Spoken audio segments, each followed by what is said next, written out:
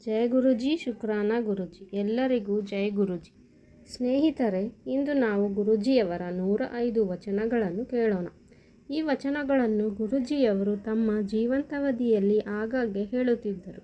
ಈ ವಚನಗಳು ನಮ್ಮ ಮಾರ್ಗದರ್ಶನವನ್ನು ಕೂಡ ಮಾಡುತ್ತದೆ.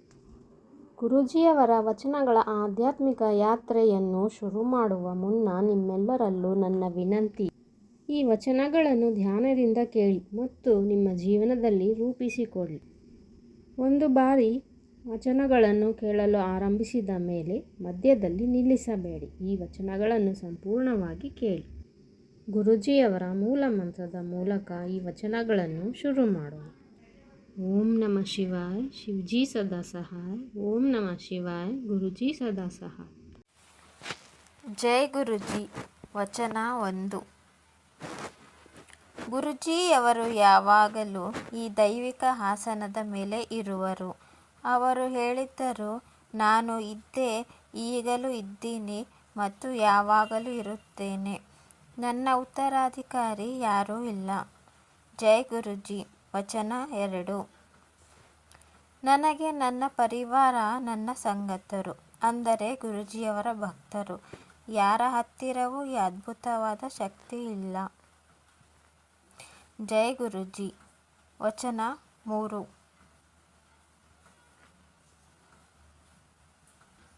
ನಾನು ನನ್ನ ಭಕ್ತರನ್ನು ತುಂಬ ಪ್ರೀತಿಸುವೆ ಮತ್ತು ಅವರ ಕೆಟ್ಟ ಸಮಯವನ್ನು ಮುಕ್ತಾಯಗೊಳಿಸುವೆ. ಜೈ ಗುರುಜಿ.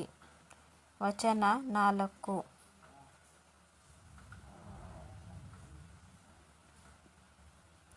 ಯಾವಾಗ ನೀವು ನಿಮ್ಮ ಪಾದರಕ್ಷೆಗಳನ್ನು ಮಂದಿರದ ಹೊರಗೆ ಬಿಡುತ್ತೀರೋ ಆವಾಗಲೇ ನಿಮ್ಮ ಬುದ್ಧಿಯನ್ನು ಕೂಡ ಹೊರಗೆ ಬಿಟ್ಟು ಬನ್ನಿ. ನನ್ನ ಮುಂದೆ ಅದು ಯಾವ ಕೆಲಸದಲ್ಲ. ಜೈ ಗುರುಜಿ. ವಚನ 5. ನನ್ನ ಉಪಸ್ಥಿತಿಯಲ್ಲಿ ಸೆಲ್ಫೋನ್ನ ಉಪಯೋಗ ಮಾಡಬೇಡಿ. ಇಲ್ಲದಿದ್ದರೆ ನಿಮ್ಮ ಎಲ್ಲ ಆಶೀರ್ವಾದವೂ ಅವರಿಗೆ ಹೋಗಿಬಿಡುತ್ತದೆ, ಯಾರ ಜೊತೆ ನೀವು ಮಾತನಾಡುತ್ತಿರುತ್ತೀರೋ. ಜೈ ಗುರುಜಿ. ವಚನ 6. ಏನಾದರೂ ನೀವು ನಿಮ್ಮ ಜೀವನದ ಲಗಾಮು ನನ್ನ ಕೈಯಲ್ಲಿ ಕೊಟ್ಟರೆ ನಾನು ನಿಮ್ಮನ್ನು ಸರಿಯಾಗಿ ಮೋಕ್ಷದವರೆಗೆ ಕರೆದುಕೊಂಡು ಹೋಗುವೆ. ಜೈ ಗುರುಜಿ. ವಚನ 7.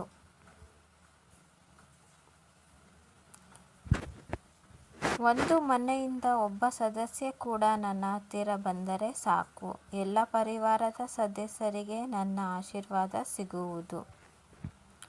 ಜೈ ಗುರುಜಿ. ವಚನ 8. ಕೇವಲ ಪುಸ್ತಕದಿಂದ ಪಠ್ಯವನ್ನು ಮಾಡುವುದೇ ಪಠ್ಯವನ್ನು ಮಾಡುವುದಂತಲ್ಲ. ನಮ್ಮ ಕೆಲಸವನ್ನು ಮಾಡುವುದು, ನಿತ್ಯದ ನಿಯಮವನ್ನು ಮಾಡುವುದು ಮತ್ತು ತಮ್ಮ ಪರಿವಾರದ ಧ್ಯಾನವನ್ನು ಇಡುವುದು ಕೂಡ ಪಠ್ಯವನ್ನು ಮಾಡುವ ತರಹ. ಜೈ ಗುರುಜಿ. ವಚನ 9.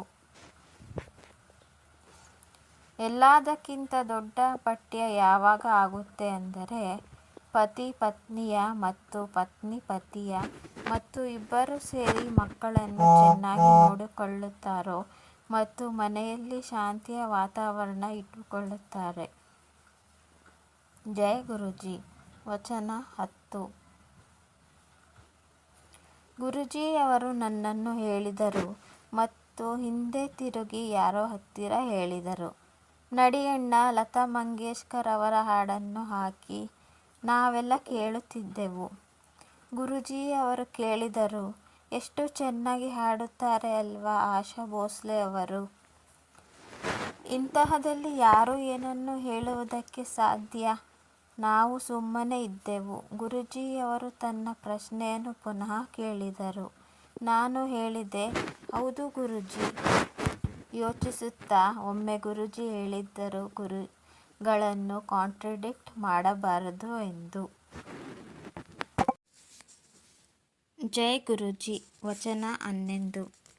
ಭಗವಂತ ಕಾಣುವುದಿಲ್ಲ, ಗುರುಜಿ ಹೇಳಿದರು. ನಾನು ಹೇಳಿದೆ, ನನಗೆ ನಿಮ್ಮಲ್ಲಿ ಕಾಣಿಸುತ್ತಾರೆ. ಗುರುಜಿ ಹೇಳಿದರು, ನೀವು ಎಂದಿಗೂ ಭಗವಂತನನ್ನು ನೋಡಲು ಸಾಧ್ಯವಿಲ್ಲ. ನಾನು ಹೇಳಿದೆ, ನನಗೆ ನಿಮ್ಮಲ್ಲಿ ಕಾಣುತ್ತಾರೆ. ಅದಕ್ಕೆ ಅವರು ಮುಗುಳ್ನಗೆ ಮಾಡಿದರು. ಜೈ ಗುರೂಜಿ. ವಚನ 12. ಭಗವಂತನನ್ನು ಪ್ರೀತಿಸಿ, ಅವರಿಂದ ಹೆದರಬೇಡಿ. ಗುರೂಜಿ ಹೇಳಿದರು, ಭಗವಂತನೇ ಈ ಸಂಸಾರವನ್ನು ನಿರ್ಮಿಸಿದ್ದಾರೆ, ಸೋಲಾರ್ ಸಿಸ್ಟಮನ್ನು ನಿರ್ಮಿಸಿದ್ದಾರೆ ಮತ್ತು ಎಲ್ಲವನ್ನೂ ಆ ಪರಮಪಿತ ಪರಮೇಶ್ವರನೇ ರಚಿಸಿದ್ದಾನೆ. ಅದಕ್ಕೆ ಭಗವಂತನನ್ನು ಪ್ರೀತಿಸಿ, ಅವರಿಂದ ಹೆದರಬೇಡಿ. ಜೈ ಗುರೂಜಿ. ವಚನ 13. ಮಹಾಪುರುಷರ ಪದವಿ ಇರುತ್ತದೆ, ಅದರಲ್ಲಿ ಉಚ್ಚವಾದದ್ದು ಸದ್ಗುರು ಮತ್ತು ಅದು ನಾನು. ಒಬ್ಬ ಸದ್ಗುರು ಎಲ್ಲರ ರೋಗಗಳನ್ನು ತನ್ನ ಮೇಲೆ ತೆಗೆದುಕೊಳ್ಳಬಹುದು. ಪ್ರತಿಯೊಬ್ಬರಿಗೂ ಬೇರೆಯವರ ರೋಗಗಳನ್ನು ತನ್ನ ಮೇಲೆ ತೆಗೆದುಕೊಳ್ಳಲು ಸಾಧ್ಯವಾಗುವುದಿಲ್ಲ. ಪ್ರತಿಯೊಬ್ಬರಿಗೂ ಇದರ ಆದೇಶವಿಲ್ಲ. ಅವರು ಕೇವಲ ಜನರ ಮಾರ್ಗದರ್ಶನ ಮಾಡಬಹುದು. ಯಾವ ಮನುಷ್ಯ ಭಗವಂತನಿಗೆ ಧನ್ಯವಾದಗಳನ್ನು ಹೇಳುವುದಿಲ್ಲವೋ ಅವನು ಯಾವ ಕೆಲಸಕ್ಕೂ ಬಾರನು.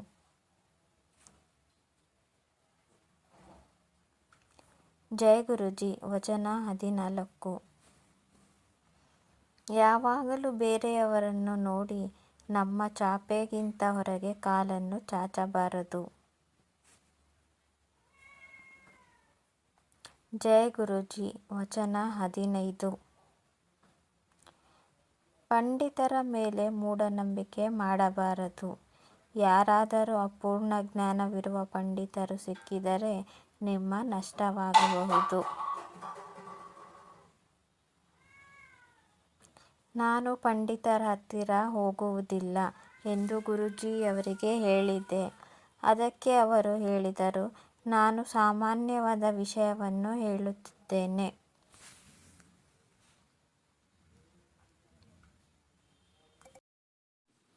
ಜೈ ಗುರೂಜಿ. ವಚನ 16. ತನ್ನ ಕುಶಲಕ್ಕಾಗಿ ರತ್ನಗಳನ್ನು ಹಾಕಬಾರದು. ಕೆಲವು ರತ್ನಗಳು ವಿರುದ್ಧವಾಗಿ ಪರಿಣಾಮವನ್ನು ಬೀರಿದರೆ ಆಗ ಏನು? ನಾನು ಗುರೂಜಿಯವರಿಗೆ ಹೇಳಿದೆ, ನಾನು ಮತ್ತು ನಮ್ಮ ಮನೆಯ 4 ಮಂದಿಯರು ಕೂಡ ಯಾವತ್ತೂ ರತ್ನಗಳನ್ನು ಧರಿಸಿಲ್ಲ. ಅದಕ್ಕೆ ಗುರೂಜಿಯವರು ಹೇಳಿದರು, ನಾನು ಸಾಮಾನ್ಯವಾದ ವಿಷಯವನ್ನು ಹೇಳುತ್ತಿದ್ದೇನೆ. ಜೈ ಗುರೂಜಿ. ವಚನ 17. ಗಣಪತಿಯ ಸ್ಥಾನ ಮಂದಿರದಲ್ಲಿದೆ. ಜನರ ಮನೆಯ ಫರ್ಶ್ ಮೇಲೆ ಅಲಂಕಾರದ ವಸ್ತುವಿನ ತರಹ ಅಥವಾ ಪೇಪರ್ ವೇಟ್ನ ತರಹ ಇರೋದಲ್ಲ. ಜೈ ಗುರೂಜಿ. ವಚನ 18.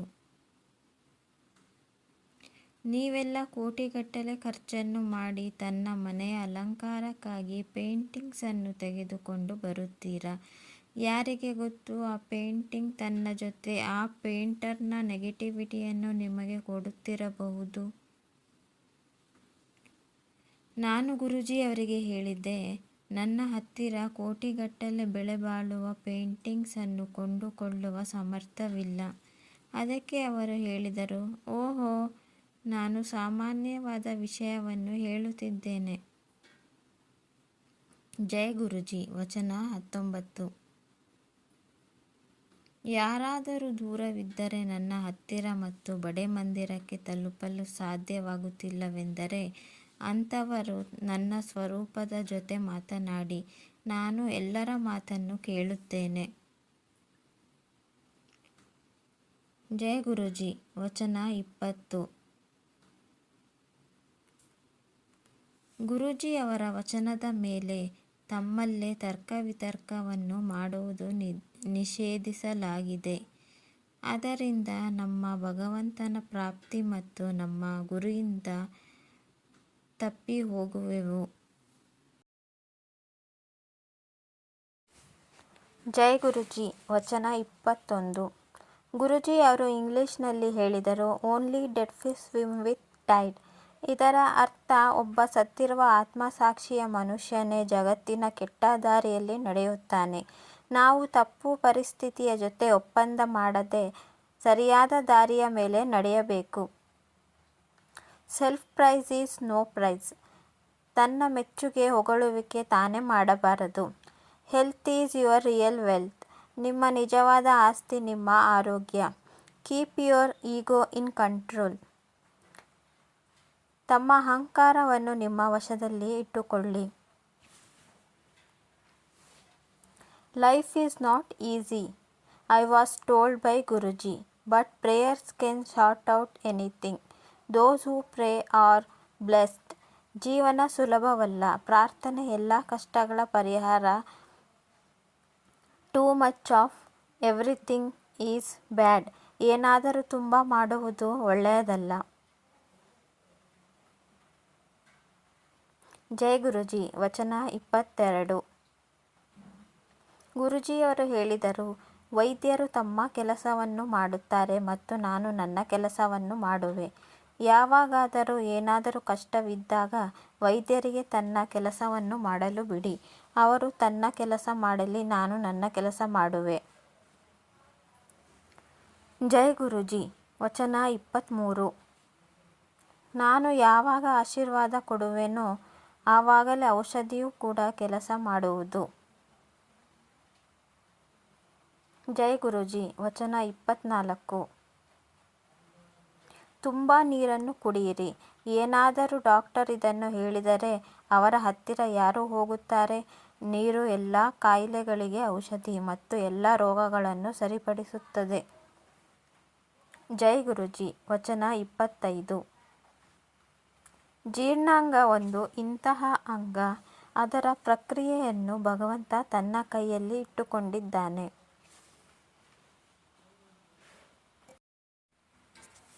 ಜೈ ಗುರುಜಿ. ವಚನ 26. ಈಗ ತುಂಬ ಚೆನ್ನಾಗಿ ನನ್ನ ದರ್ಶನವಾಗುತ್ತಿದೆ. ನಂತರ ನಾನು ನಕ್ಷತ್ರದ ಹಾಗೆ ಕಾಣಿಸುವೆ.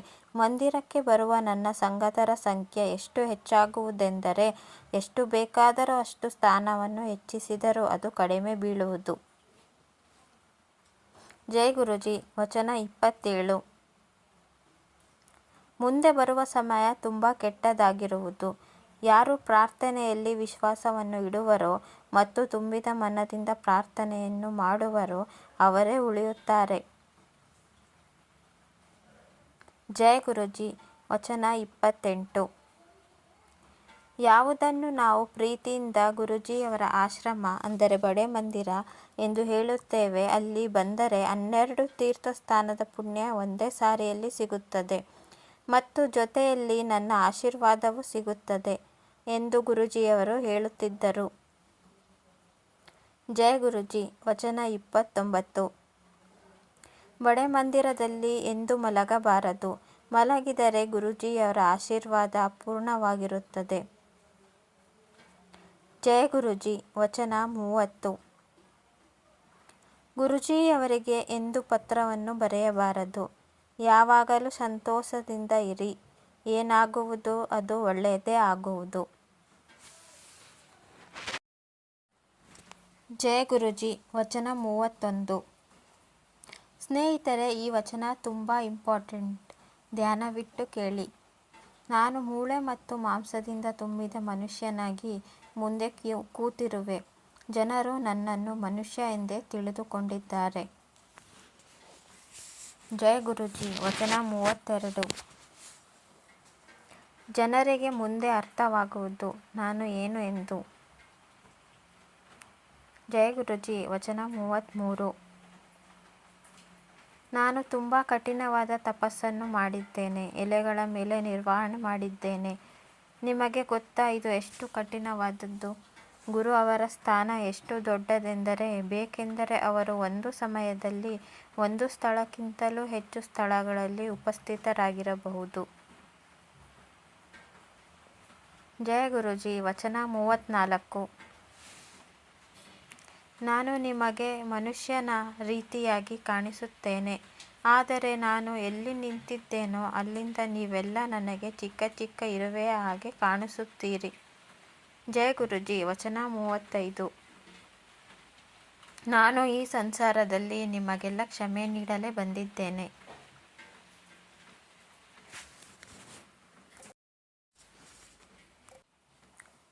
ಜೈ ಗುರೂಜಿ ವಚನ 36. ನನ್ನ ಹತ್ತಿರ ಎಷ್ಟು ಶಕ್ತಿ ಇದೆ ಎಂದರೆ ನಾನು ಸೂರ್ಯನನ್ನು ನನ್ನ ಅನುಸಾರವಾಗಿ ನಡೆಸಬಹುದು. ಜೈ ಗುರೂಜಿ ವಚನ 37. ಸೂರ್ಯನು ಈಗ ಮುದುಕನಾಗಿದ್ದಾನೆ. ಜೈ ಗುರೂಜಿ ವಚನ 38. ಭೂಮಿಯ ಮೇಲೆ ನೀರು ಹೆಚ್ಚಾಗುವುದು.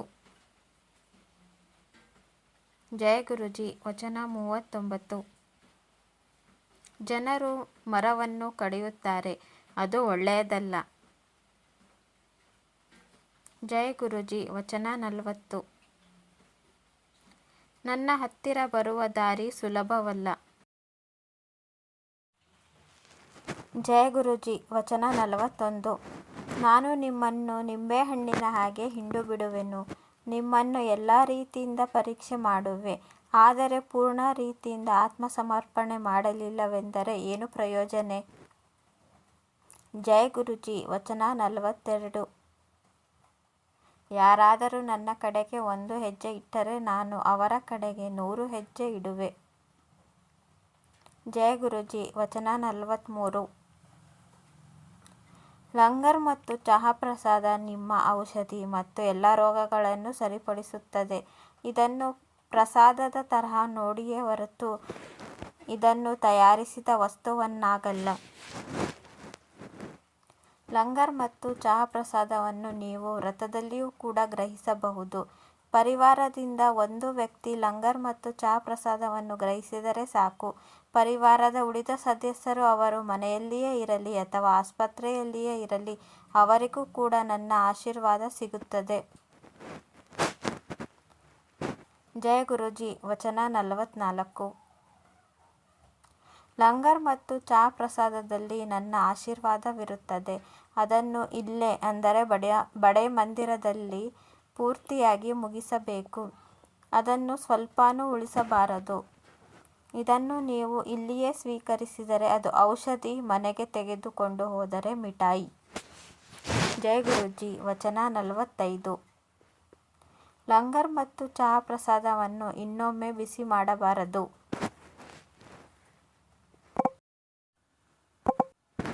ಜೈ ಗುರೂಜಿ ವಚನ 46. ನನ್ನ ಆಶೀರ್ವಾದ ಕೊಡುವ ತುಂಬಾನೇ ರೀತಿಗಳಿವೆ. ಅದರಲ್ಲಿ ಒಂದು ಸತ್ಸಂಗ್ ಮಾಡುವುದು. ಯಾರು ಸತ್ಸಂಗವನ್ನು ಹೇಳುತ್ತಾರೋ ಅವರಿಗೂ ಒಳ್ಳೆಯದಾಗುತ್ತದೆ ಮತ್ತು ಯಾರು ಅದನ್ನು ಕೇಳುತ್ತಾರೋ ಅವರಿಗೂ ಕೂಡ ಒಳ್ಳೆಯದಾಗುತ್ತದೆ.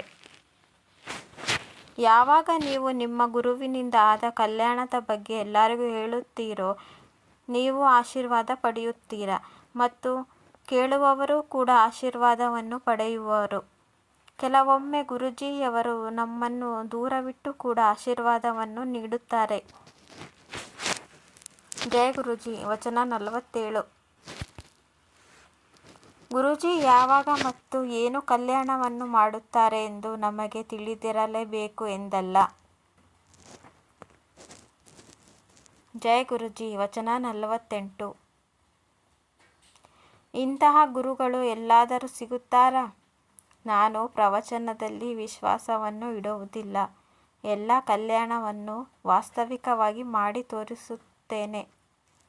ಜೈ ಗುರೂಜಿ ವಚನ 49. ಎಲ್ಲ ಬಣ್ಣದಲ್ಲೂ ತುಂಬ ಒಳ್ಳೆಯ ಬಣ್ಣ, ಸಕಾರಾತ್ಮಕ ಮತ್ತು ಸಮೃದ್ಧಿಯನ್ನು ತರುವುದು ಕೆಂಪು, ಕ್ರೀಮ್ ಮತ್ತು ಕಪ್ಪು ಬಣ್ಣಗಳು. ಇದರ ನಂತರ ಬರುತ್ತವೆ ಕೇಸರಿ, ಸಂತರಿ, ಗುಲಾಬಿ, ಹಳದಿ, ಹಸಿರು, ನೇರಳೆ ಮತ್ತು ಬಿಳುಪು. ಡಾರ್ಕ್ ನೀಲಿ ಬಣ್ಣ ಗುರುಗಳ ಬಣ್ಣವಾಗಿರುವುದಿಲ್ಲ. ಇದನ್ನು ಬಳಸಬಾರದು. ಇದನ್ನು ಧರಿಸುವವರಿಗೆ ನಕಾರಾತ್ಮಕ ಮತ್ತು ಭ್ರಮೆಯನ್ನು ಹುಟ್ಟಿಸುತ್ತದೆ. ಸ್ಕೈ ಬ್ಲೂ ಮತ್ತು ನೇವಿ ಬ್ಲೂ ಬಣ್ಣಗಳು ಒಳ್ಳೆಯ ಬಣ್ಣಗಳು. ಇದನ್ನು ಉಪಯೋಗಿಸಬಹುದು. ನಾನು ಕೇಳಿದೆ, ನೀವು ಇದನ್ನು ನನ್ನ ಪರಿವಾರಕ್ಕಾಗಿ ಹೇಳಿದ್ದೀರಾ? ಅದಕ್ಕೆ ಗುರೂಜಿಯವರು ಹೇಳಿದರು, ಯಾರು ಕೇಳಿಸಿಕೊಳ್ಳುತ್ತಾರೋ ಅವರ ಒಳಿತು.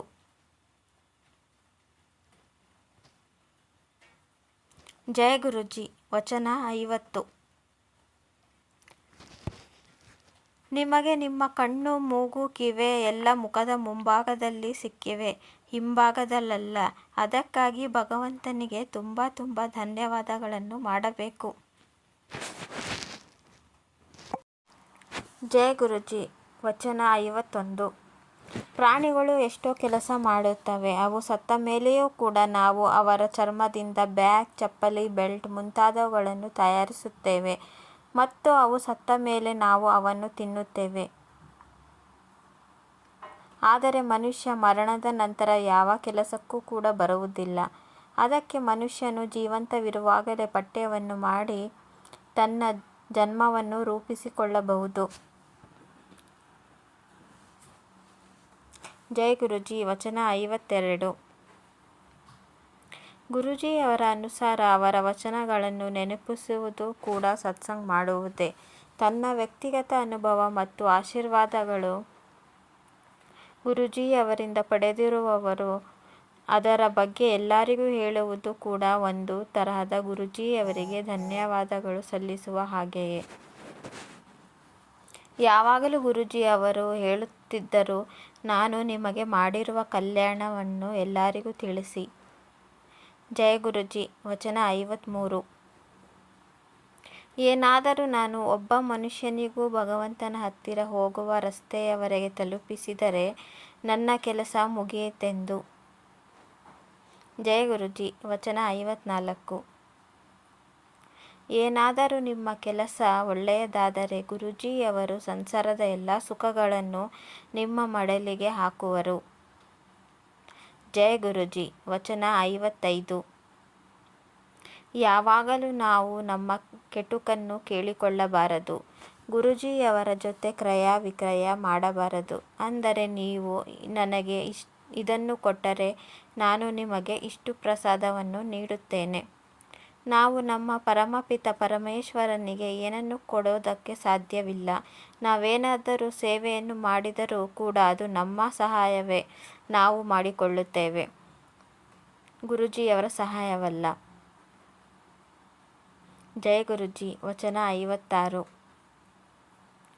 ಒಮ್ಮೆ ಒಂದು ಮಂದಿರದಲ್ಲಿ ಗ್ರಂಥವನ್ನು ಓದುವವರು ಗುರೂಜಿಯವರಿಗೆ ಹೇಳಿದರು, ಅವರ ಜೀವನದಲ್ಲಿ ಏನೂ ಸರಿಯಾಗಿ ನಡೆಯುತ್ತಿಲ್ಲ, ಹಣವಿಲ್ಲ.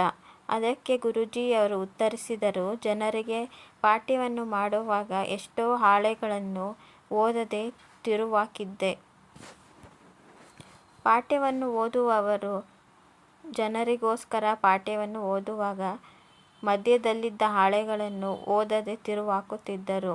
ಗುರೂಜಿಯವರು ನಮ್ಮ ಕಡೆಗೆ ತಿರುಗಿ ಹೇಳಿದರು, ತಮ್ಮ ಪಾಠ್ಯವನ್ನು ತಾವೇ ಓದಿಕೊಳ್ಳಬೇಕು, ಬೇರೆಯವರ ಮೇಲೆ ನಿರ್ಭರರಾಗಿರಬಾರದು. ಜೈ ಗುರೂಜಿ. ವಚನ 57. ಜನರು ಗಂಡು ಮಗುವನ್ನು ಕೇಳುತ್ತಾರೆ, ಆದರೆ ಅದು ಮಾನಸಿಕ ರೂಪದಿಂದ ವಿಶಿಷ್ಟವಾಗಿ ಹುಟ್ಟಿದರೆ. ಜೈ ಗುರೂಜಿ. ವಚನ 58.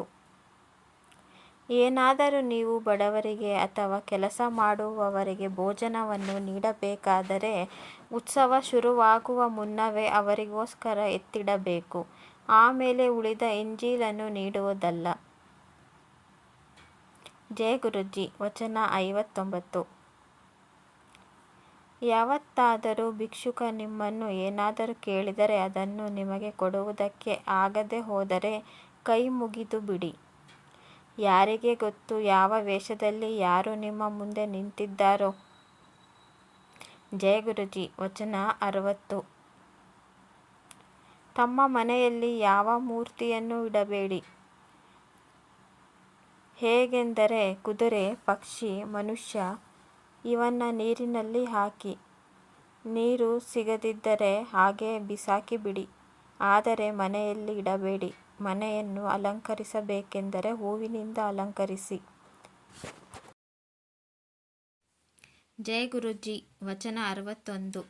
ಗುರೂಜಿಯವರು ಒಂದು ದಿನ ಒಬ್ಬ ದರ್ಜಿಯ ಹತ್ತಿರ ತನಗೋಸ್ಕರ ಪ್ಯಾಂಟ್ ಹೊಲಿಸಲು ಹೋದರು.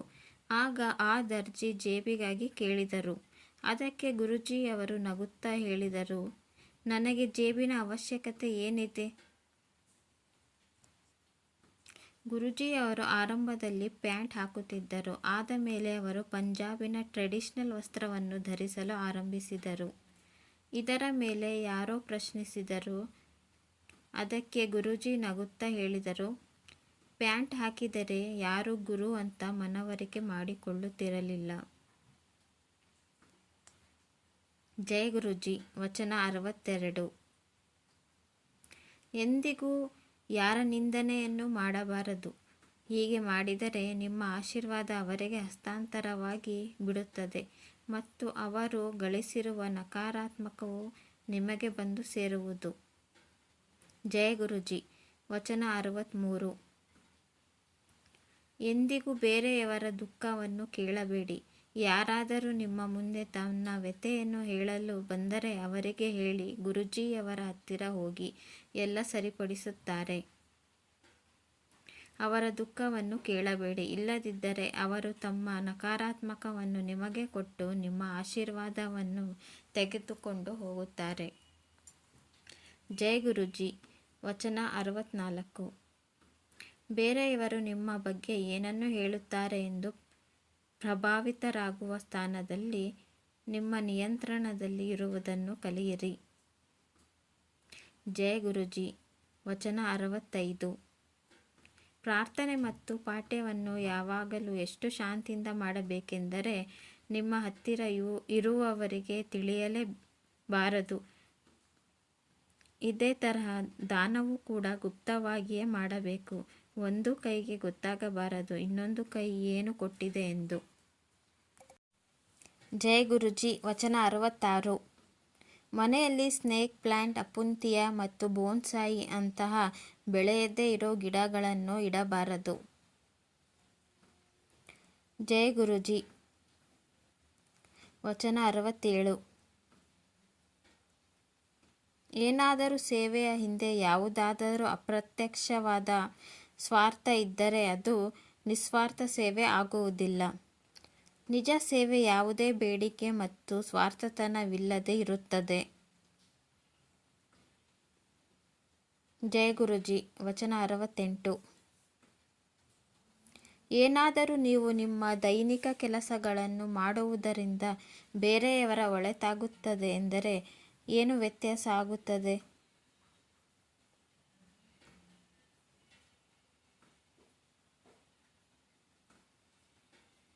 ಜೈ ಗುರೂಜಿ. ವಚನ 69. ಯಾರು ವಾಸ್ತವಿಕವಾಗಿ ಗುರುಗಳಿರುತ್ತಾರೋ ಅವರು ತಮ್ಮ ಪರಿಚಯ ಗುಪ್ತವಾಗಿ ಇಡುತ್ತಾರೆ. ಯಾರು ಎಲ್ಲರ ಮುಂದೆಯೂ ಹೋಗಿ ತಮ್ಮ ಬಗ್ಗೆ ತಾನೇ ಹೇಳುತ್ತಾರೆ ಅವರು ನಿಜ ಗುರುಗಳಾಗಿರುವುದಿಲ್ಲ. ಜೈ ಗುರೂಜಿ. ವಚನ 70. ಒಮ್ಮೆ ನಾವು ಗುರೂಜಿಯವರ ಜೊತೆ ರಾತ್ರಿ 2 ಗಂಟೆಯ ತನಕ ಕುಳಿತಿದ್ದೆವು ಮತ್ತು ಗುರುದಾಸ್ ಮಾನ್ ಅವರ ಹಾಡು ನಡೆಯುತ್ತಿತ್ತು. ಆಗ ನಮಗೆ ತಿಳಿಯಿತು, ಗುರೂಜಿಯವರು ನಮಗೋಸ್ಕರ ಎಷ್ಟೋ ಪ್ರಾರ್ಥನೆ, ಎಷ್ಟೋ ತಪಸ್ಸನ್ನು ಮಾಡುತ್ತಾರೆ. ಯಾಕೆಂದರೆ ನಾವು ರಾತ್ರಿಯಲ್ಲಿ ಶಾಂತಿಯಿಂದ ಮಲಗಲಿ ಎಂದು ಅವರು ನಿರಂತರವಾಗಿ ಪಾಠ್ಯವನ್ನು ಮಾಡುತ್ತಿದ್ದರು. ಜೈ ಗುರೂಜಿ. ವಚನ 71. ಗುರೂಜಿಯವರ ಶರೀರದಿಂದ ಬರುತ್ತಿದ್ದ ಸುಗಂಧ ಅವರ ಇಚ್ಛೆಯ ಪ್ರಕಾರವೇ ಬರುತ್ತಿತ್ತು. ಗುರೂಜಿಯವರ ಅನುಸಾರ ಇದು ಕೂಡ ಒಂದು ತರಹದ ಪ್ರಸಾದವಿತ್ತು. ಅದನ್ನು ಪಡೆಯುವವರು ಅದನ್ನು ಎಲ್ಲಾದರೂ ಪಡೆಯುತ್ತಾರೆ, ಮಂದಿರದಲ್ಲಿ ಮತ್ತು ಮನೆಯಲ್ಲಿ ಕುಳಿತುಕೊಂಡು ಕೂಡ. ಜೈ ಗುರೂಜಿ. ವಚನ 72. ಗುರೂಜಿಯವರು ಒಂದು ಸಾರಿ ಹೇಳಿದರು, ಏನು ತಿನ್ನುವಿರಿ? ಟಮಾಟೆ ಹಣ್ಣಿನಲ್ಲಿಯೂ ಕೂಡ ಸ್ಪ್ರೇ ಇದೆ. ತಿನ್ನುವ ಮತ್ತು ಕುಡಿಯುವ ವಸ್ತುಗಳ ದೂಷಿತ ಮತ್ತು ಮಾಲಿನ್ಯದಿಂದಾಗಿ ಗುರೂಜಿಯವರು ಯಾವಾಗಲೂ ಚಿಂತಿಸುತ್ತಿದ್ದರು. ಜೈ ಗುರೂಜಿ. ವಚನ 73. ಗುರೂಜಿ ಅವರು ಕೇಳಿದರು, ಗುರುವಾಣಿಯ ಶಬ್ದವನ್ನು ಕೇಳುತ್ತೀರಾ? ಅದಕ್ಕೆ ನಾನು ಉತ್ತರಿಸಿದೆ, ಹೌದು ಗುರೂಜಿ, ಕೆಲವೊಮ್ಮೆ. ಗುರೂಜಿಯವರು ಪುನಃ ಕೇಳಿದರು, ಅರ್ಥವಾಗುತ್ತದೆ? ಅದಕ್ಕೆ ನಾನು ಉತ್ತರಿಸಿದೆ, ಹೌದು ಗುರೂಜಿ, ಸ್ವಲ್ಪ ಸ್ವಲ್ಪ. ಅದಕ್ಕೆ ಗುರೂಜಿಯವರು ಹೇಳಿದರು, ಅದನ್ನು ಕೇಳಿ, ಅದು ತುಂಬ ಒಳ್ಳೆಯದು. ಜೈ ಗುರೂಜಿ. ವಚನ 74. ನಾನು ಯಾವಾಗ ನಿಮಗೆಲ್ಲ ನೃತ್ಯ ಮಾಡಿಸುವೆ ಆಗೆಲ್ಲ ನಿಮ್ಮ ಶರೀರದ ಪೂರ್ತಿಯಾಗಿ ಎಕ್ಸ್ರೇಯನ್ನು ಮಾಡುವೆ. ಎಲ್ಲಾದರೂ ಏನಾದರೂ ತೊಂದರೆ ಇದ್ದರೆ ನಾನು ಅದನ್ನು ಸರಿಪಡಿಸುವೆ. ಜೈ ಗುರುಜಿ. ವಚನ 75. ಗುರೂಜಿಯವರು ಯಾವಾಗಲೂ ತಮ್ಮ ಸಂಗತರಿಗೆ ಅಂದರೆ ಗುರೂಜಿಯವರ ಭಕ್ತರಿಗೆ ಶಿವಪುರಾಣ ಓದಲು ಹೇಳುತ್ತಿದ್ದರು. ವಚನ 76. ತುಂಬ ಹಣ ಒಳ್ಳೆಯದಲ್ಲ. ಭಗವಂತನಿಂದ ಯಾವಾಗಲೂ ಏನೆಂದು ಪ್ರಾರ್ಥನೆ ಮಾಡಬೇಕೆಂದರೆ, ಅಷ್ಟೇ ಕೊಡಿ ಎಷ್ಟು ನನ್ನ ಪೂರ್ತಿ ಪರಿವಾರಕ್ಕೆ ಪೂರ್ತಿ ಆಗುತ್ತದೆ. ಜೈ ಗುರೂಜಿ. ವಚನ 77. ಗುರೂಜಿಯವರ ಮುಂದೆ ಪ್ರಾರ್ಥನೆಯನ್ನು ಮಾಡಿ ತಮ್ಮ ಕರ್ಮಗಳ ಕ್ಷಮೆಯನ್ನು ಕೇಳಿಕೊಳ್ಳಬೇಕು. ಆ ಕರ್ಮಗಳಿಗೂ ಕೂಡ ಯಾವತ್ತೋ ನಿಮಗೆ ಗೊತ್ತಿಲ್ಲದೆ ನೀವು ತಪ್ಪನ್ನು ಮಾಡಿರುತ್ತೀರೋ. ಜೈ ಗುರೂಜಿ. ವಚನ 78. ನಿಮಗೆ ನಿಮ್ಮ ಗುರುವಿನ ಮೇಲೆ ಪ್ರೀತಿ ಹೇಗಿರಬೇಕೆಂದರೆ, ಮಲಗುವಾಗ, ಏಳುವಾಗ ಮತ್ತು ನಿಮ್ಮ ದೈನಿಕ ಕೆಲಸ ಮಾಡುವಾಗಲೂ ಕೂಡ ನೀವು ನಿಮ್ಮ ಗುರು ಅವರನ್ನೇ ನೆನಪಿಸುತ್ತಿರಬೇಕು. ಜೈ ಗುರೂಜಿ. ವಚನ 79. ಒಂದು ದಿನ ನಾನು ಗುರೂಜಿಯವರಿಗೆ ಕೇಳಿದೆ, ಮೋಕ್ಷ ಸಿಗುತ್ತದೆಯೇ? ಅದಕ್ಕೆ ಗುರೂಜಿಯವರು ಉತ್ತರಿಸಿದರು, ಹೌದು ಸಿಗುತ್ತದೆ, ಆದರೆ ಒಳ್ಳೆಯ ಮತ್ತು ಮಾನವತೆಯ ಕೆಲಸವನ್ನು ಮಾಡಿದರೆ ಮಾತ್ರ. ಜೈ ಗುರೂಜಿ. ವಚನ 80. ಗುರೂಜಿಯವರು ಹೇಳಿದರು, ನಾನು ಒಬ್ಬ ರಸಿಕ ಮತ್ತು ನಿಸ್ಸಂಗಿ. ನಿಮಗೆಲ್ಲ ಪರಿವಾರದ ಉತ್ತರದಾಯಿತ್ವದ ಜೊತೆಗೆ ಪ್ರಾರ್ಥನೆಯ ಮಾರ್ಗದಲ್ಲೂ ಕೂಡ ನಡೆಯಲು ಕಲಿಸುತ್ತೇನೆ. ಜೈ ಗುರೂಜಿ. ವಚನ 81. ನಾನು ಸೃಷ್ಟಿಯ ಕರ್ಮದಲ್ಲಿ ಎಂದೂ ಹಸ್ತಕ್ಷೇಪ ಮಾಡುವುದಿಲ್ಲ. ಆದರೆ ಯಾವಾಗಾದರೂ ಗುರು ತನ್ನ ಭಕ್ತರ ಮೇಲೆ ಕೃಪೆಯನ್ನು ಮಾಡಿದರೆ ಸೃಷ್ಟಿಯ ಲೇಖವನ್ನು ಅಳಿಸಿ ಹೊಸ ಲೇಖವನ್ನು ಕೂಡ ಬರೆಯಬಲ್ಲರು. ಜೈ ಗುರೂಜಿ. ವಚನ 82. ಗುರುಗಳು ಏನಾದರೂ ಹೇಳಿದರೆ ಅದು ಕಲ್ಲಿನಲ್ಲಿ ಎಳೆದ ಗೆರೆಯಂತೆ. ಅವರು ಏನನ್ನು ಹೇಳುತ್ತಾರೆಯೋ ಅದು ಹಾಗೆಯೇ ಆಗುತ್ತದೆ. ಜೈ ಗುರೂಜಿ. ವಚನ 83. ದುಃಖದಿಂದ ತುಂಬಿರೋ ಹಾಡು, ಸೀರಿಯಲ್ ಮತ್ತು ಚಿತ್ರಗಳನ್ನು ಕೇಳಬಾರದು ಮತ್ತು ನೋಡಬಾರದು. ಜೈ ಗುರೂಜಿ. ವಚನ 84. ಯಾವುದೇ ಮನುಷ್ಯನು ಮಂಗಳ ದೋಷವನ್ನು ಹೊಂದಿರುವುದು ಒಂದು ಮೂಢನಂಬಿಕೆ. ಜೈ ಗುರೂಜಿ. ವಚನ 85. ಗುರೂಜಿಯವರು ಹೇಳಿದರು, ಮಾಂಸವನ್ನು ತಿನ್ನದಿದ್ದರೆ ಚೆನ್ನಾಗಿರುವಿರಿ, ಶಾಕಾಹಾರಿಯಾಗಿದ್ದರೆ ಸುಖವಾಗಿ ಇರುವಿರಿ. ಜೈ ಗುರೂಜಿ. ವಚನ 86. ಮನೆಯಲ್ಲಿ ಮಾಡಿರೋ ಆಹಾರವೇ ಒಳ್ಳೆಯದು. ಹೊರಗಿನ ಆಹಾರವನ್ನು ತುಂಬ ಸೇವಿಸಬಾರದು. ಜೈ ಗುರೂಜಿ. ವಚನ 87. ಆತ್ಮಹತ್ಯೆ ಮಾಡಿಕೊಳ್ಳುವುದು ಮಹಾಪಾಪ. ಜೈ ಗುರೂಜಿ. ವಚನ 88. ಗುರೂಜಿ ಅವರಿಗೆ ಅನ್ಯ ಧಾರ್ಮಿಕ ಸ್ಥಾನಗಳ ಬಗ್ಗೆ ಕೇಳಿದಾಗ ಅವರು ಹೇಳಿದರು, ಅಜ್ಮೀರ್ ಶರೀಫ್ ನಿಜವಾದ ಮತ್ತು ಪವಿತ್ರವಾದ ಧಾರ್ಮಿಕ ಸ್ಥಳ ಎಂದು ಹೇಳಿದರು. ಜೈ ಗುರೂಜಿ. ವಚನ 89. ಒಂದು ಬಾರಿ ಗುರೂಜಿಯವರಿಗೆ ಒಂದು ಸ್ತ್ರೀ ಗುರುಗಳ ಬಗ್ಗೆ ಕೇಳಿದ್ದಕ್ಕೆ ಅವರು ಹೇಳಿದರು, ಹೆಣ್ಣು ಎಂದಿಗೂ ಗುರುವಾಗುವುದಿಲ್ಲ. ಜೈ ಗುರೂಜಿ. ವಚನ 90. ಯಾವಾಗಾದರೂ ನೀವು ವಜ್ರವನ್ನು ಧರಿಸಿದರೆ ಅದು ಒಳ್ಳೆಯ ಗುಣವತ್ತದಿಂದ ಇರುವ ವಜ್ರವನ್ನೇ ಧರಿಸಬೇಕು. ಯಾಕೆಂದರೆ ಅದರ ಪ್ರಭಾವ ಧರಿಸುವವರ ಮೇಲೆ ಬೀಳುತ್ತದೆ. ಜೈ ಗುರೂಜಿ. ವಚನ 91. ನಾನು ಯಾವ ರಾಜನೀತಿ ಪಾರ್ಟಿಯ ಜೊತೆ ಸೇರಿಲ್ಲ. ಜೈ ಗುರೂಜಿ. ವಚನ 92. ಗುರೂಜಿಯವರ ಆದೇಶವಿತ್ತು ಅರ್ಪಿಸಲ್ಪಟ್ಟ ಹೂಗಳನ್ನು ತೆಗೆದುಕೊಳ್ಳಬಾರದು. ಏನಾದರೂ ನಿಮಗೆ ಸಿಕ್ಕರೆ ಅದನ್ನು ಮನೆಗೆ ಹೋಗುವ ವೇಳೆ ನದಿಯಲ್ಲಿ ಹಾಕಿ ಹೋಗಿ. ಜೈ ಗುರೂಜಿ. ವಚನ 93. ಚೂಡಿದಾರ ಎಲ್ಲದಕ್ಕಿಂತ ಒಳ್ಳೆಯ ಪೋಷಕ, ಸೀರೆಗಿಂತಲೂ ಒಳ್ಳೆಯದು. ಜೈ ಗುರೂಜಿ. ವಚನ 94. ಎಲ್ಲರ ಹತ್ತಿರ ಪೂರ್ತಿ ಮನೆಯೇ ಇರುತ್ತದೆ, ಆದರೆ ಇರೋದಕ್ಕೆ ಕೇವಲ ಒಂದು ಕೋಣೆಯ ಅವಶ್ಯಕತೆ ಇರುತ್ತದೆ. ಜೈ ಗುರೂಜಿ. ವಚನ 95. ತಾಮ್ರದ ಲೋಟದ ಬಗ್ಗೆ ಗುರೂಜಿಯವರು ಹೇಳಿದರು, ಅದನ್ನು ತಮ್ಮ ದುಡಿಮೆಯಿಂದಲೇ ಕೊಂಡುಕೊಳ್ಳಬೇಕು.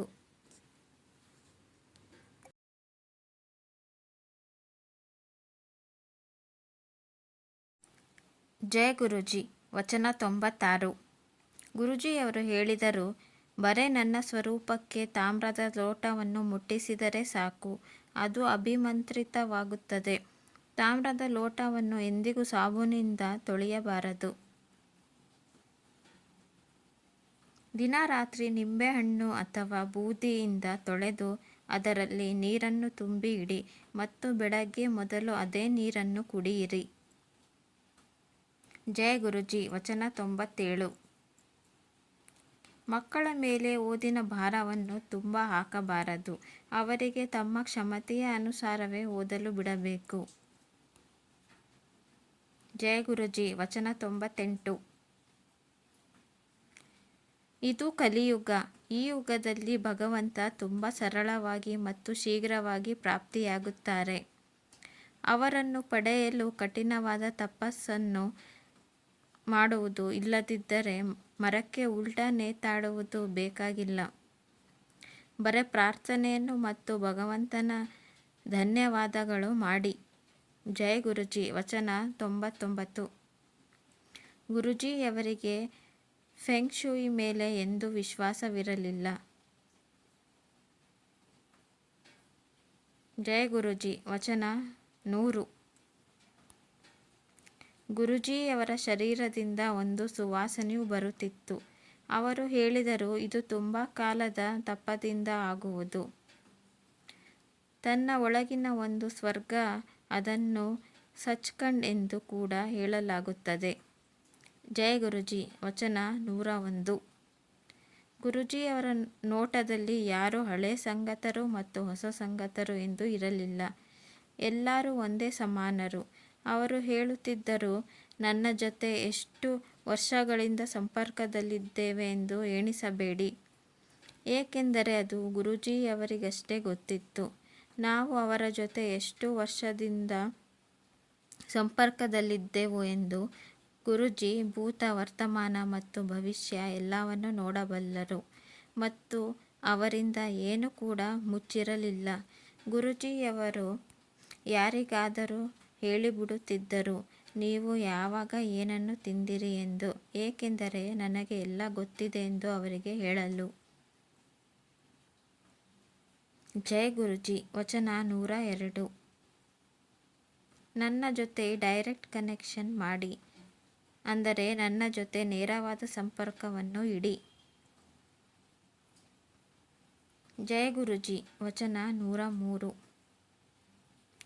ಯಾರು ನಿಮ್ಮನ್ನು ನನ್ನ ಹತ್ತಿರ ತರುತ್ತಾರೋ ನಾನು ಮೊದಲು ಅವರನ್ನು ಆಶೀರ್ವದಿಸುವೆ, ಅದರ ನಂತರದ ಯಾತ್ರೆ ನಿಮ್ಮ ಸ್ವಂತದ್ದು. ಜೈ ಗುರೂಜಿ. ವಚನ 104.